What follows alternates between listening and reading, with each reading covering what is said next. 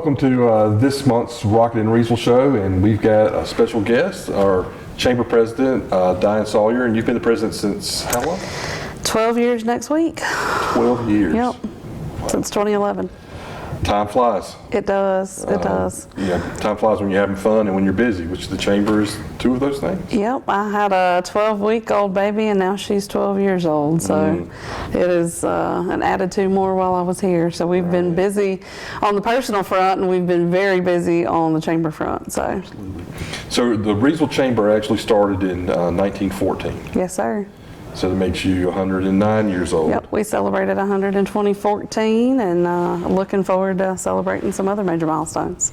So obviously this year the city's celebrating 150, so our sesquicentennial, and we want to just thank the chamber for being a sponsor for that, some of the publications and events that we have, and we always rely on the chamber for support, but I'm glad to have you aboard. Absolutely, we wouldn't have missed out on the opportunity, and I feel like some of the best things that we do, we've got a current series happening right now, but some of our best things are when we partner together. So absolutely, the chamber is really part of Team Reidsville. That's what Team Reidsville is about, is people that want to be involved can get involved, and one way to do that is through the chamber. Absolutely.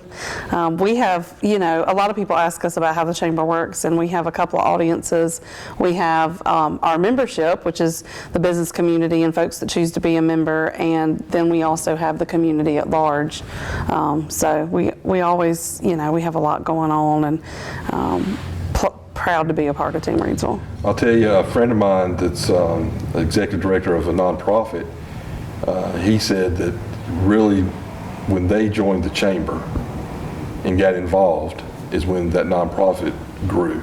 I know which friends you're talking about. Yeah. That's their success story, and because of the networking and the connections, and with the nonprofit world, when you're starting out, and that's my background and where I came from, which is why I think I was able to fit in so easily here. But people are looking for those resources. They don't know where to go. They're looking for connections and looking for money. And a lot of times the chamber is about connecting folks who have those resources and are looking for a mission to support. And that nonprofit just came along right at the best time. So people may not think, Chamber of Commerce and nonprofits, but it works.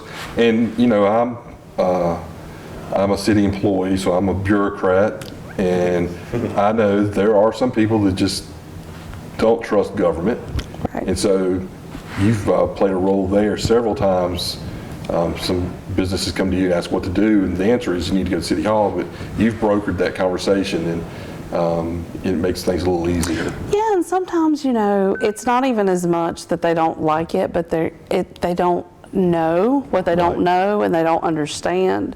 So not only on the ones who are like, government, but because people think we're the government all the time too, which is funny, but also the people who are just not sure, who are scared, who don't want to take that first step and walk up the steps and open the door, and we can say, look, call this person at this number or this email, and it just kind of makes that a smoother transaction. I also think, and maybe somebody at home watching this who's thinking, oh, well, I'm just an individual, I don't have a business, but they can be involved in the chamber too. Absolutely. I had an email just this week, renewal invoices went out, and one of our former businesses, great ambassador and volunteer for the chamber, she said, well, we're moving to Brown Summit, but we still want to volunteer, and can we still be members? Absolutely. We have lots of individual members, actually. How much does it cost for an individual? So an individual is $100 a year. Just for $100 a year, pay dues, and then and then they have a lot of the same perks. I mean, they have the use of the space for free,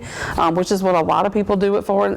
But most of our individuals are either retired elected officials or just individual people who have been in service to Reidsville for years, who just want to support what we do and want to give back and be a part of it. Still use those experiences and the resources they have to share with others, and that's part of the chamber. Honestly, is about. some of from the lower end to the higher end, our biggest resources are the individuals in the industries, right? And then like our partnership with the city. So it's funny how that works, but a lot of times it's the individual members that we call on for the reverse of that role instead of the other way around. See. Speaking of this facility, great location, right on the corner of Scale Street, Scales in Gilmer. Of course, this was a bank originally. With a lot of rich history, yes, sir. People remember it as the gas company as well for a long time. 10 years it was. You can just look around and see you guys have put a lot of work into it and made it welcoming, because it's our welcome center. That's right. As well. Another role the chamber plays. Yes, we were able to purchase this building in 2016. Previously, we had been on Settle Street and right across from Market Square, which was a great location, cute little storefront. I used to walk out to the farmer's market and a piece of cake when that was open.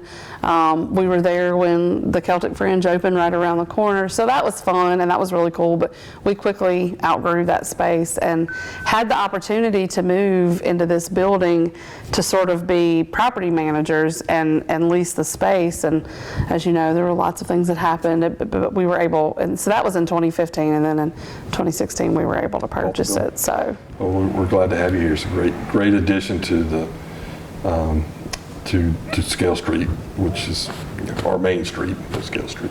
And I guess before the chamber was in that location, we were at the Governor Reed House for a while too. Yeah, we've had, and you know, that was one of the things that I was really happy to kind of tie a ribbon on and put a bow on it and be done with. I mean, you know, it's kind of a running joke. The chamber moved from location to location, but a lot of that was in partnership with the city. A lot of that was city-owned property that we were able, but we did Governor Reed, we were in the old Wilkerson Funeral Home, Settle Street.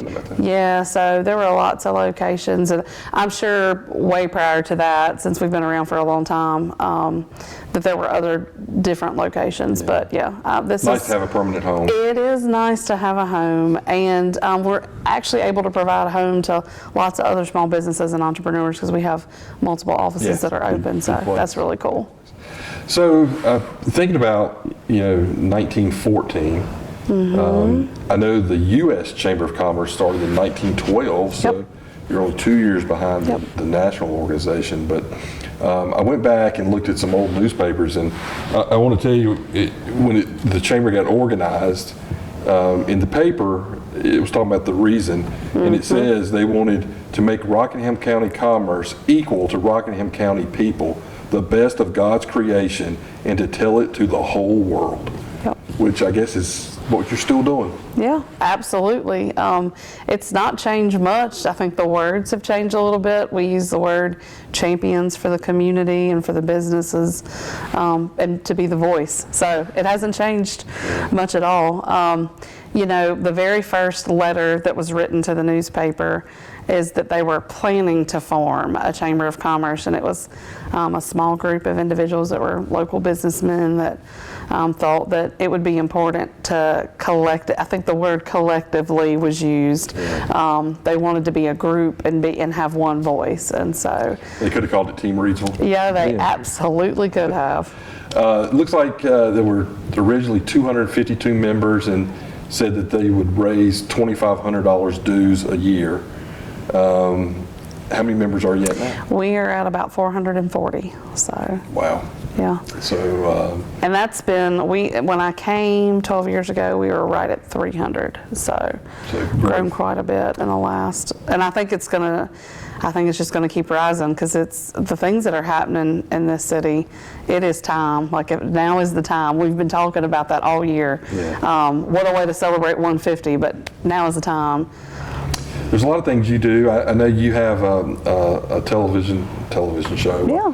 A show that's out, people can find on Chamber. A lot of times it's about current events, but people can go back and look and see a lot of good information there. You interview all kinds of people, your members and elected officials, and a lot of information there. There's other things you guys do on a regular basis. You have some lunch and learns. Yep. We have all kinds of, and post-COVID, things have been different. I mean, not to bring that up, but it really is. Yeah. There are some things that people are coming in droves to in person, and then there are other things that people really do prefer the digital option. So I'm glad that we were prepped and ready when it hit, and we were able to just kind of carry on. And then since we've come back to the office, and we've just kind of had to fight through. But the lunch and learns, the coffee and connections that are monthly. Right. We have 2 large annual events that are for the public and for the membership. The Golf for Reidsville, which happens on the 3rd Wednesday in August, which is our fundraiser for the year, but you do not have to be a member to play in that. Great course, Greensboro National. But then also our business, which was called the Business Showcase, we have converted that into the Business Expo and Job Fair. And that is happening on the last Thursday in October. We are going to be at Reidsville Christian Church, and we are really excited to be able to bring that back. And I think, we have so many success stories of people who are able to find employees and people who are to make connections. That very nonprofit that we were talking about, I can tell you almost every time that they set up a booth in the show, and they're going to have a huge presence this year because we're going to be in the same location as their His Path program. Right. But people find new sponsors, or they find new vendors, or they find, it just it's a great all about making the connections. That's what we do. I was going to say, it's a great way to connect. That is Yeah. It's always a great one. And of course, you guys are here all the time, so Absolutely. you can walk in the door and connect. And always, when there's things going on downtown, you guys have a presence. It's just, we recently read a book as a management team, a little book. It's called Better Together, and it really is. There's no reason for us to all try to do the same thing on our own. We could do it together. We can do it together. That's right. So I just want to say we really do appreciate you, especially Thank you. for sesquicentennial, and glad we could find a little time because you're like one of the hardest working people we have around here. So. Thank you. So one of the ways that I equate 2023 in the digital world, when I first came, I'd have to email or I'd have to call City Hall, and now like your whole management team, every single person in my phone, I can text whoever it is for whatever, and we're able to connect or to solve whatever issue or figure out what's next. And it's truly amazing the things that are coming out of just us working together, like you said. Real time. Yeah. Thank you. Thank you.